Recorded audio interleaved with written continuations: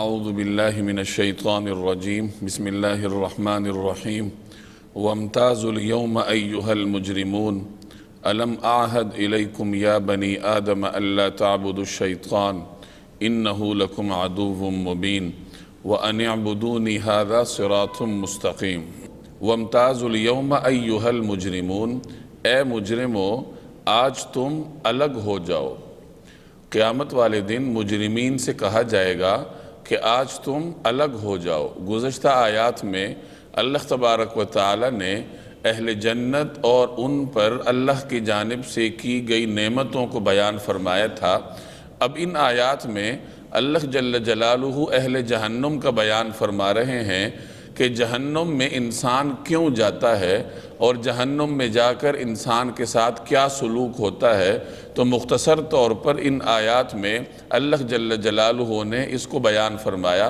چنانچہ اس آیت میں بیان فرمایا گیا کہ مجرمین سے کہا جائے گا کہ آج تم الگ ہو جاؤ۔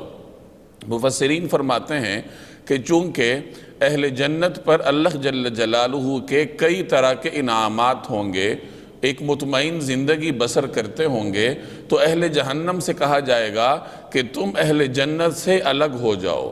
تمہیں یہ حق نہیں ہے کہ تم جنت والوں کے ساتھ رہ سکو یا جنت والوں کے قریب رہ سکو، ان کے انعامات کا مشاہدہ کر سکو، تو تم آج اہل جنت سے الگ ہو جاؤ۔ جس طریقے سے نالائق اور لائق شاگردوں کے درمیان بعض اوقات استاد کو تفریق کرنی پڑتی ہے، تو اسی طریقے سے مجرمین کو اہل جنت سے جدا کر دیا جائے گا۔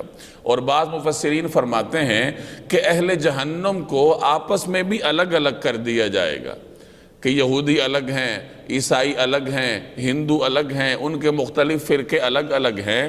اور کچھ حضرات فرماتے ہیں کہ اہل جہنم کو ایک دوسرے سے بھی الگ الگ کر دیا جائے گا۔ پیچھے آپ نے پڑھا کہ اہل جنت اپنی بیویوں کے ساتھ تکیہ لگائے ہوئے نشستوں پر آرام کی حالت میں ہوں گے، تو جنت والوں کو یہ انعام نصیب ہوگا کہ ان کا آپس میں اجتماع ہوگا، کہ دوست آپس میں اکٹھے ہیں، خاندان والے آپس میں اکٹھے ہیں، میاں بیوی سحریوں پر ٹیک لگائے ہوئے خوش گپیوں میں مصروف ہیں، ہر قسم کے میوے انہیں میسر ہیں۔ تو ایک طرف اہل جنت کو جسمانی نعمتیں حاصل ہوں گی، اور پھر آپس میں اکٹھ اور اجتماع کے ذریعے انہیں روحانی طور پر بھی سرور نصیب ہوگا۔ انسان جب اپنوں سے ملتا ہے تو اسے روحانی طور پر بھی خوشی محسوس ہوتی ہے۔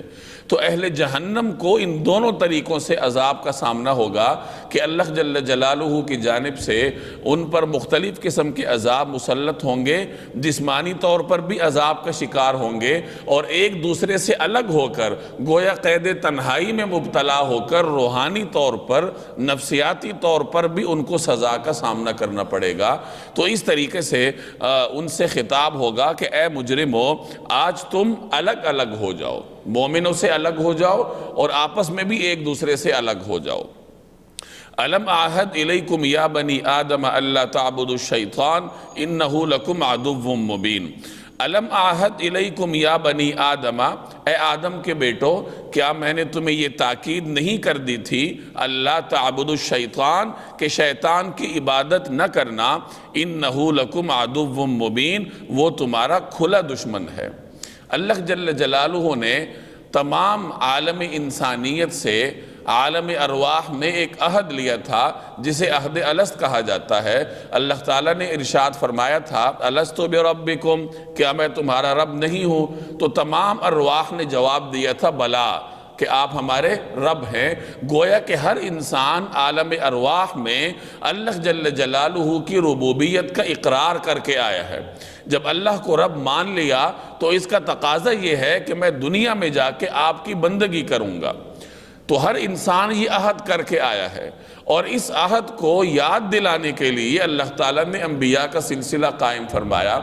انبیاء کرام دنیا میں تشریف لاتے رہے، بندے کو خدا سے جوڑتے رہے، انسانوں کو اللہ کے ساتھ کیا گیا وہ وعدہ یاد دلاتے رہے۔ تو قیامت والے دن جب اہل جہنم کو الگ کر دیا جائے گا تو ان سے ارشاد ہوگا کہ کیا میں نے تمہیں تاکید نہیں کی تھی، میں نے تم سے وعدہ نہیں لیا تھا، یا اس وعدے کو یاد دلانے کے لیے انبیاء کرام کا سلسلہ نہیں تھا؟ تمہارے پاس اللہ کی وحی نہیں آئی تھی، مختلف طریقوں سے تم سے یہ وعدہ نہیں لیا گیا، تمہیں یہ تاکید نہیں کی گئی کہ خدا کے ساتھ کسی کو شریک نہ کرو، شیطان کی عبادت نہ کرو، لیکن تم نے اس وعدے پر کان نہ دھرے تو آج تمہیں اس مصیبت کا سامنا ہے۔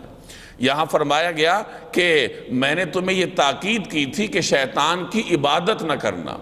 شیطان کی عبادت کرنے کا یہ مطلب نہیں ہے کہ انسان شیطان کو سجدہ کرے، کہ ایک آدمی شیطان کو سجدہ نہیں کرتا تو وہ اپنے آپ کو بری ذمہ سمجھے کہ میں تو شیطان کی عبادت نہیں کرتا۔ عبادت کا مطلب یہ ہے اطاعت کرنا، کہ کسی بھی حالت میں شیطان کی اطاعت نہ کی جائے، شیطان کے پیچھے نہ چلا جائے، بلکہ انسان شیطان سے دور بھاگے۔ تو ایک تو فرمایا کہ شیطان کی اطاعت نہ کرو، اور اس کی وجہ بھی بیان فرمائی کہ شیطان تمہارا کھلا ہوا دشمن ہے۔ شیطان نے ابتدا ہی سے انسان کے ساتھ دشمنی شروع کی ہے۔ جب حضرت آدم علیہ السلام کو سجدہ کرنے کا حکم دیا گیا تو فرشتوں نے سجدہ کیا، اور شیطان نے تکبر اور حسد کا شکار ہو کر سجدے سے انکار کیا، جس کی پاداش میں اسے جنت سے نکالا گیا، اس کو مردود اور ملعون قرار دیا گیا۔ تو اسی وقت سے ہی شیطان نے انسان کے ساتھ دشمنی کا آغاز کیا ہے کہ انسان کی وجہ سے مجھے راندہ درگاہ ہونا پڑا ہے، تو میں اس انسان کو اپنے رب کے قریب نہیں جانے دوں گا۔ چنانچہ اس نے اللہ کے سامنے اپنے ان عزائم کا اظہار بھی کیا کہ لَآتِيَنَّهُمْ مِنْ بَيْنِ أَيْدِيهِمْ وَمِنْ خَلْفِهِمْ وَعَنْ أَيْمَانِهِمْ وَعَنْ شَمَائِلِهِمْ، کہ میں انسان پہ حملہ آور ہوں گا، اس کے سامنے کی جانب سے، اس کے پیچھے کی جانب سے، اس کے داہنی جانب سے، اس کے بائیں جانب سے، گویا ہر طرف میں انسان پر حملہ آور ہوں گا، اور مختلف طریقوں سے میں اس انسان کو اپنے رب کے قریب جانے سے روکوں گا۔ وَلَا تَجِدُ أَكْثَرَهُمْ شَاكِرِينَ، اور آپ ان میں سے اکثر کو ناشکرہ پائیں گے، ان میں سے اکثر لوگ شکر گزار نہیں ہوں گے۔ تو یہ شیطان ابتدا ہی سے اپنے عزائم کا اظہار کر چکا ہے۔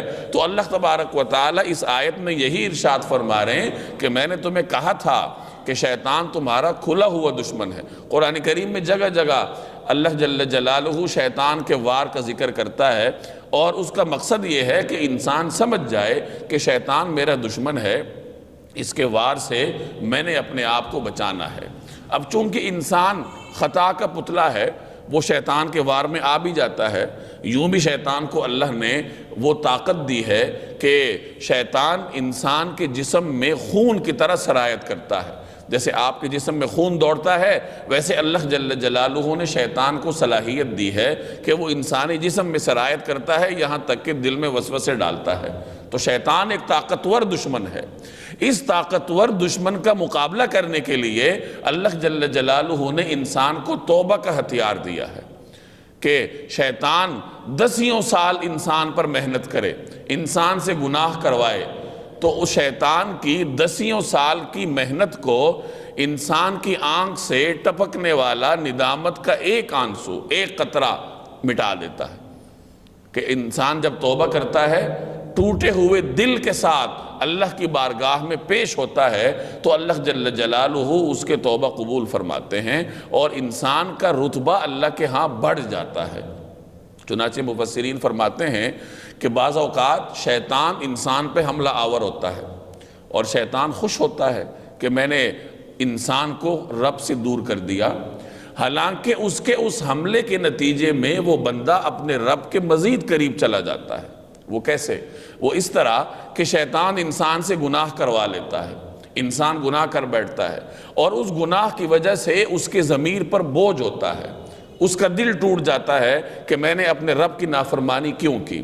اور ایک روایت میں ارشاد ہے کہ انا عند المنکسرۃ قلوبہم، کہ میں ٹوٹے ہوئے دلوں کے پاس ہوں، یعنی جس کا دل ٹوٹا ہے، جو زخمی دل والا ہے، اللہ تعالیٰ فرماتے ہیں کہ میں اس کے پاس ہوں۔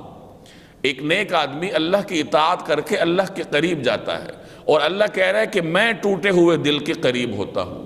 تو آپ اللہ کے قریب ہوں اور اللہ آپ کے قریب ہو، ان دونوں میں فرق ہے جس کو ہر اہل ذوق سمجھ سکتا ہے کہ اس میں کتنا لطیف فرق ہے کہ ٹوٹے ہوئے دل کے پاس اللہ خود آتا ہے۔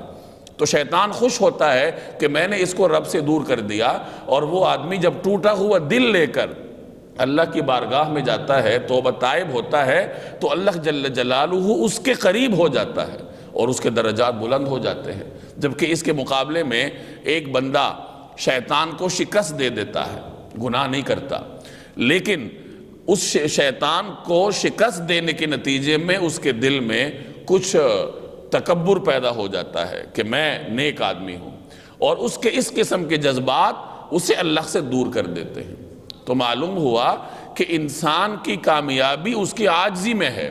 اگر کسی شخص کی عبادت اس کے اندر انا پیدا کر دے کہ میں تو نیک آدمی ہوں، تو یہ اس قسم کے جذبات اس کی عبادت پر پانی پھیر دیتے ہیں اور اس کو رب سے دور لے جاتے ہیں۔ جبکہ اس کے مقابلے میں ایک گنہگار آدمی اگر ٹوٹا ہوا دل لے کر اللہ کی بارگاہ میں جاتا ہے، توبہ طائب ہوتا ہے، تو اللہ تبارک و تعالی اسے اپنے قریب کر لیتے ہیں۔ تو یہاں اللہ نے اعلان فرمایا کہ شیطان تمہارا دشمن ہے۔ قیامت والے دن مجرمین سے کہا جائے گا کہ میں نے تمہیں کہا تھا کہ شیطان تمہارا دشمن ہے، اس کے وار سے بچنے کے طریقے بتائے تھے، اور اگر وہ تم پر وار کر بیٹھے، تم سے گناہ کروا لے، تو تمہیں اس کا علاج بتایا تھا کہ توبہ کر لو، لیکن تم نے اس سے فائدہ نہیں اٹھایا۔ گناہ اگر انسان جسمانی طور پر کرے، انسان کے اعضاء سے گناہ سرزد ہو جائیں، لیکن اس کا دل اس پہ راضی نہ ہو، دل پہ وہ بوجھ محسوس کرے اور توبہ کرے، تو ایسا آدمی رب کے قریب چلا جاتا ہے۔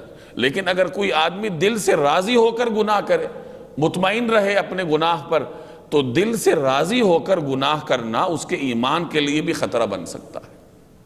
تو اس آیت میں اللہ نے یہی فرمایا کہ مجرمین سے کہا جائے گا کہ میں نے تمہیں کہا تھا کہ شیطان کی اتباع نہ کرنا، کیونکہ وہ تمہارا کھلا ہوا دشمن ہے۔ وَأَنِ اعْبُدُونِي هَذَا صِرَاطٌ مُسْتَقِيمٌ، اور یہ کہ تم میری عبادت کرنا یہی سیدھا راستہ ہے۔ پیچھے فرمایا شیطان کی اتباع نہ کرنا، اب کس کی اتباع کی جائے؟ تو اس آیت میں اس کا بیان ہے کہ میری اتباع کرو، رب کی اتباع کرو، کیونکہ اللہ نے تمہیں پیدا کیا ہے، اللہ تمہارا خالق ہے، وہی تمہارا مالک ہے۔ جب پیدا تمہیں اس نے کیا ہے تو تمہارے لیے سیدھے راستے کی تعیین کرنا بھی اسی کا حق ہے کہ اللہ نے تمہیں پیدا کیا، وہی تمہیں بتائے گا کہ تمہارے لیے سیدھا راستہ کیا ہے اور تم کس راستے پر چل کر فلاح پا سکتے ہو۔ وَلَقَدْ أَضَلَّ مِنْكُمْ جِبِلًّا كَثِيرًا، اور حقیقت یہ ہے کہ شیطان نے تم میں سے ایک بڑی خلقت کو گمراہ کر ڈالا۔ أَفَلَمْ تَكُونُوا تَعْقِلُونَ، تو کیا تم سمجھتے نہیں تھے؟ یعنی شیطان نے تمہارے آنکھوں کے سامنے بہت ساروں کو گمراہ کیا ہے، تو تمہیں عقل کیوں نہیں ہوئی؟ یہ مجرمین سے خطاب ہو رہا ہے۔ هَذِهِ جَهَنَّمْ الَّتِي كُنْتُمْ تُوعَدُونَ، یہ ہے وہ جہنم جس سے تمہیں ڈرایا جاتا تھا۔ اصْلَوْهَا الْيَوْمَ، آج اس میں داخل ہو جاؤ، بِمَا كُنْتُمْ تَكْفُرُونَ، کیونکہ تم کفر کیا کرتے تھے۔ مجرمین سے کہا جائے گا کہ چونکہ تم نے اللہ کے ساتھ کیا گیا وعدہ بھلا دیا، شیطان کی اتباع کرتے رہے، اور اس کی پاداش میں آج تمہیں اس جہنم میں جانا پڑے گا۔ حضرت ابو ہریرہ رضی اللہ تعالی عنہ کی ایک روایت کا مفہوم ہے کہ قیامت والے دن اللہ تبارک و تعالی تمام انسانوں اور جنات کو، اولین اور آخرین کو ایک میدان میں جمع کرے گا۔ اتنے میں آگ سے ایک بڑی گردن نمودار ہوگی جو تمام انسانوں کا احاطہ کر لے گی، اور اس وقت کہا جائے گا کہ ہذہ جہنم التی کنتم توعدون اصلوها اليوم بما کنتم تکفرون، کہ یہ ہے وہ جہنم جس سے تمہیں ڈرایا جاتا تھا، آج تم اس میں داخل ہو جاؤ کیونکہ تم کفر کیا کرتے تھے، تم اللہ کی ناشکری کرتے تھے۔ تو یہ سن کر تمام لوگ گھٹنوں کی حالت میں جھک جائیں گے، ایک وحشت اور سراسیمگی کا ماحول پیدا ہو جائے گا۔ تو اس وحشت سے بچنے کے لیے اللہ تبارک و تعالی نے قرآن کریم میں جگہ جگہ مجھے اور آپ کو خبردار کیا کہ آخرت کے حالات بڑے سخت ہیں۔ انسان کو اللہ نے ویسے ہی دنیا میں نہیں بھیجا، بلکہ اللہ نے اسے کوئی ذمہ داری دی ہے، اس ذمہ داری کو انجام دے گا تو اللہ تبارک و تعالی ان وحشتوں سے انسان کو محفوظ رکھیں گے۔ اليوم نختم على افواہہم وتکلمنا ایدیہم وتشہد ارجلہم بما کانوا یکسبون۔ الیوم نختم علی افواہہم، آج کے دن ہم ان کے منہ پر مہر لگا دیں گے، وتکلمنا ایدیہم، اور ان کے ہاتھ ہم سے بات کریں گے، وتشہد ارجلہم، اور ان کے پاؤں گواہی دیں گے، بما کانوا یکسبون، کہ وہ کیا کمائی کیا کرتے تھے۔ دنیا میں انسان جو بھی عمل کرتا ہے اس کے عمل پر اللہ کے دربار میں مختلف چیزیں گواہی دیں گی۔ فرشتے بھی گواہی دیں گے، زمین کے جس حصے پر وہ عمل ہوتا ہے تو زمین کا وہ حصہ بھی اللہ کی بارگاہ میں گواہی دے گا، اور خود انسان کے اپنے اعضاء بھی گواہی دیں گے۔ چنانچہ ایک روایت کا مفہوم ہے کہ قیامت والے دن جب مجرمین منکر ہو جائیں گے کہ ہمیں اپنے وجود کا گواہ چاہیے، ہمیں اپنے وجود میں سے گواہ چاہیے، یہ تمام چیزیں جو ہمارے خلاف گواہی دے رہی ہیں اس گواہی کو ہم نہیں مانتے، ہمیں اپنے وجود میں سے گواہ چاہیے، تو اللہ جل جلالہ پھر ان کی زبان پر مہر لگا دیں گے اور ان کے ہاتھ جو ہے ان کے خلاف گواہی دیں گے، ہاتھ بات کریں گے اور پاؤں ان کے خلاف گواہی دیں گے۔ قرآن کریم میں ایک جگہ اللہ کا ارشاد ہے کہ مشرکین منکر ہو جائیں گے اور کہیں گے واللہ ما کننا مشرکین، کہ اللہ کی قسم ہم نے تو شرک نہیں کیا۔ تو جب اس طریقے سے وہ انکار کر بیٹھیں گے تو اللہ جل جلالہ ان کی زبان کو بند کر کے ان کے جسمانی اعضاء کو ان کے خلاف گواہ بنا دیں گے۔ دنیا میں اللہ نے کفار کے دلوں پر مہر لگائی ہے، جیسے اللہ کا ارشاد ہے ختم اللہ علی قلوبہم، اللہ نے ان کے دلوں پر مہر لگا رکھی ہے۔ تو دنیا میں کفار کے دلوں پر مہر ہے اور زبانیں بولتی ہیں، زبان بات کرتی ہے۔ قیامت والے دن زبان پر بھی مہر لگ جائے گی اور ان کے اعضاء کو اللہ تبارک و تعالیٰ قوت گویائی دے دے گا۔ جس طریقے سے اللہ تعالیٰ اس زبان کو قوت گویائی دیتا ہے، اگر اللہ اس پہ قادر ہے کہ اس چھوٹے سے لوتھڑے کو قوت گویائی دیتا ہے تو اللہ اس پر بھی قادر ہے کہ انسان کے ہاتھ کو قوت گویائی دے دے۔ ہاتھ بولے گا اور پاؤں اس پر گواہی دیں گے، کیونکہ عموماً انسان جو بھی کام کرتا ہے وہ ہاتھ کی طرف منسوب ہوتا ہے، اگرچہ پاؤں سے چل کے جاتا ہے، جسم کی دیگر توانائیوں کو بھی استعمال کرتا ہے، لیکن آدمی کے کام اس کے ہاتھ کی طرف منسوب ہوتے ہیں۔ تو اس لیے قیامت والے دن ہاتھوں کو قوت گویائی دی جائے گی، ہاتھ بات کریں گے اور پاؤں کو اس پر گواہ بنایا جائے گا۔ اسی کا یہاں ذکر ہے کہ وَتُكَلِّمُنَا أَيْدِيهِمْ، ان کے ہاتھ ہم سے بات کریں گے اور ہاتھ جو کچھ بات کریں گے اس پر گواہ پاؤں بنیں گے، وَتَشْهَدُ أَرْجُلُهُمْ، اور ان کے پاؤں گواہی دیں گے کہ یہ دنیا میں کیا کرتے رہے۔ اس لیے انسان کو اپنا کوئی بھی عضو اللہ کی نافرمانی میں خرچ کرنے سے پہلے سوچ لینا چاہیے کہ قیامت والے دن یہی اعضاء میرے خلاف اللہ کے دربار میں گواہی دیں گے۔ یہی انسان کا تقوی ہے۔ تقوی کا مطلب کیا ہے؟ تقوی کا حاصل یہی ہے کہ کوئی بھی عمل کرنے سے پہلے ایک لمحے کے لیے انسان غور و فکر کرے کہ یہ جو میں عمل کرنے جا رہا ہوں قیامت والے دن اس کا انجام کیا ہوگا، اللہ کے دربار میں اس عمل کے بارے میں بات کیا کروں گا، میں کیا اللہ کے دربار میں صفائی پیش کروں گا۔ تو جب انسان کو ہر وقت اللہ جل جلالہ کا استحضار ہو کہ میں اللہ کی نگرانی میں ہوں تو پھر وہ تقوی کے منازل کو حاصل کرتا جاتا ہے۔ وَلَوْ نَشَاءُ لَطَمَسْنَا عَلَىٰ أَعْيُنِهِمْ فَاسْتَبَقُوا الصِّرَاطَ فَأَنَّىٰ يُبْصِرُونَ۔ وَلَوْ نَشَاءُ، اور اگر ہم چاہیں تو لَطَمَسْنَا عَلَىٰ أَعْيُنِهِمْ، تو ان کی آنکھیں ملیمیٹ کر دیں، فَاسْتَبَقُوا الصِّرَاطَ، پھر یہ راستے کی تلاش میں بھاگے پھریں، فَأَنَّىٰ يُبْصِرُونَ، لیکن انہیں کہاں کچھ سجھائی دے گا۔ اللہ جل جلالہ اس آیت میں اپنی قدرت کا اظہار فرما رہے ہیں کہ دنیا میں میری نافرمانی کرتے ہو، اس بات کا خوف دل میں رکھو کہ اگر میں چاہوں تو تمہاری آنکھوں کو مٹا دوں۔ جس طریقے سے اللہ آنکھوں کی طاقت دیتا ہے، قوت بصارت دیتا ہے، تو وہ اللہ اس پر بھی قادر ہے کہ انسان سے یہ قوت بصارت چھین لے، پھر انسان راستہ تلاش کرتا پھرے، لیکن راستہ اسے کہاں ملے گا، کہاں کچھ سجھائی دے گا جب اللہ تبارک و تعالیٰ نے قوت بصارت ہی چھین لی۔ وَلَوْ نَشَاءُ، اور اگر ہم چاہیں لَمَسَخْنَاهُمْ عَلَىٰ مَكَانَتِهِمْ، تو ان کی اپنی جگہ پر بیٹھے بیٹھے ان کی صورتیں اس طرح مسخ کر دیں، فَمَا اسْتَطَاعُوا مُضِيًّا، کہ نہ یہ آگے بڑھ سکیں، وَلَا يَرْجِعُونَ، اور نہ پیچھے لوٹ سکیں، کہ اگر اللہ چاہے تو تمہاری آنکھیں بھی ختم کر سکتا ہے، اور اگر اللہ چاہے تو تمہاری صورتیں بھی مسخ کر سکتا ہے۔ اور ماضی کی امتوں میں اس طرح کے واقعات ہو چکے ہیں، جیسے قرآن کریم میں ایک جگہ ذکر ہے کہ اللہ تبارک و تعالیٰ نے یہودیوں کو بندروں سے تبدیل کر دیا تھا، تو مختلف اقوام کی صورتیں اللہ نے مسخ کی تھی۔ قوم لوط کے بارے میں بعض روایات میں آتا ہے کہ حضرت لوط علیہ السلام کی بیوی کو اللہ نے پتھر سے تبدیل کر دیا تھا، تو جب انسان اچانک پتھر سے بدل جائے، نہ آگے جا سکے گا نہ پیچھے جا سکے گا، صورت اس کی مسخ ہو جائے گی، پھر نہ وہ کہیں جانے جوگا ہوگا نہ کسی کو شکل دکھا سکے گا۔ تو اس کی طرف اللہ نے متوجہ کیا کہ اگر ہم چاہیں تو یہی بیٹھے بیٹھے، یعنی یہ اپنی جگہ پر ہوں گے، ہل بھی نہیں پائیں گے، اور اللہ تعالیٰ ایک لمحے میں صورت مسخ کر دے گا، پھر نہ آگے جا سکیں گے نہ پیچھے جا سکیں گے۔ تو اس طریقے سے ان آیات میں اللہ تبارک و تعالیٰ نے اہل جہنم کا حال بیان فرمایا، اور اس حال تک وہ کیوں پہنچے اس کا بھی بیان ہے کہ شیطان کی اتباع اور شیطان کو دشمن نہ سمجھنے کی وجہ سے ان کا یہ حال ہوا۔ تو ہمیں یہ سبق دیا جا رہا ہے کہ ابھی اللہ نے ہمیں سانسیں دی ہیں، ہماری سانسوں کی ڈور برقرار ہے، تو اپنی زندگی ہی میں آخری وقت آنے سے پہلے انسان توبہ طائب ہو جائے اور سیدھے راستے پر چلنا شروع کر دے، تاکہ ان حالات سے، ان وحشتناک حالات سے اللہ تبارک و تعالی انسان کو محفوظ رکھے۔